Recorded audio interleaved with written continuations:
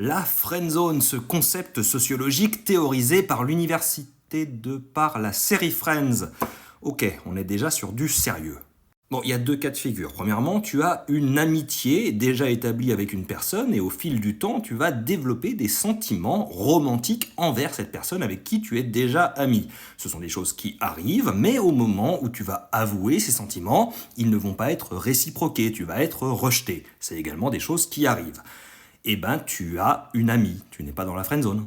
Je dis pas que c'est ta faute, je dis pas que c'est pas douloureux, que ça fait pas très mal, mais ce sont des choses qui arrivent, c'est la vie et tu ne peux pas attendre d'une personne d'avoir exactement la même vision de votre relation amicale parce que justement c'est une relation amicale à la base. Si elle a évolué pour toi, ça ne veut pas dire qu'elle a évolué pour l'autre.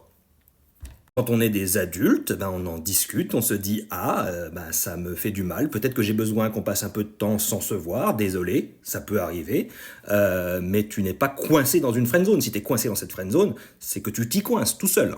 C'est que tu refuses d'accepter le fait que tu aies été rejeté. Si tu respectes la personne en face, quand elle te dit non, ça peut être difficile, mais tu passes à autre chose, tu ne continues pas. Deuxième cas de figure, il y a une personne qui te plaît, mais tu décides de l'approcher non pas en étant ouvertement dans la séduction et dans le flirt, mais en gagnant la confiance de cette personne en devenant son ami. Ça s'appelle de la manipulation, ça s'appelle mentir. C'est pas la friendzone, c'est toi qui as été un trou du cul. Si tu prétends vouloir une relation amicale alors que ce n'est pas le cas et que ensuite tu le révèles, ne t'étonne pas d'être rejeté puisque tu étais en train de tendre un piège à cette personne. Très clairement, tu mentais sur qui tu étais et sur tes intentions. Le concept de friendzone ne fonctionne que si on considère que dans les relations sociales, il ne peut pas y avoir de rejet, qu'on ne peut pas nous dire non. Ça veut dire qu'on n'accepte pas le consentement. Tu n'es pas piégé par une personne qui refuse tes avances. Tu t'es piégé tout seul en refusant de partir au moment où on t'a dit de partir.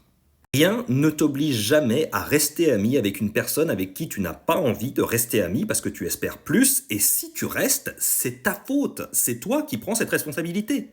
Si tu maintiens une fausse amitié, puisque tu prétends, vu qu'à partir de maintenant tu considères que tu es dans une zone où on t'a coincé, ça veut dire que tu ne respectes pas l'avis de la personne et son rejet et son consentement et le non qui t'a été prononcé clairement. Tu n'es pas en prison.